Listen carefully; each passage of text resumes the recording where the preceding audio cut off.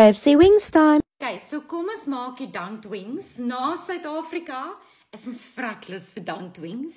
En ek hoop hierdie is so goed soos wat dit lyk. So ek het Motso the Cook, julle het my getag in haar video. So hierdie is haar idee.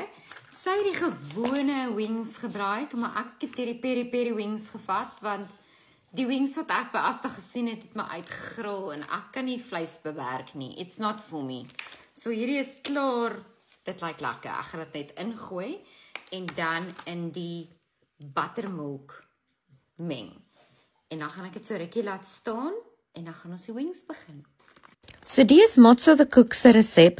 Julle sê die buttermilk net met die hoender gemeng, maar ek dink as mens dit lank laat staan, kan dit ook lekker wees. Myne het so halfuur gestaan. Vir jou dunked wing sauce kook jy saam jou hot sauce, sojasous, jou stroop, asyn. Ek het bruin asyn want ons het mos nie wit asyn hierso nie, en dan natuurlik baie bruin suiker.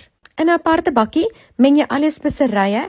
Jy kan hoenderspeserye vat, ek het die Cajun gevat, jou gemmer, jy kan sout gooi, jy kan peri-peri spice gooi, whatever you fancy. En meng dit saam jou koekmeel in.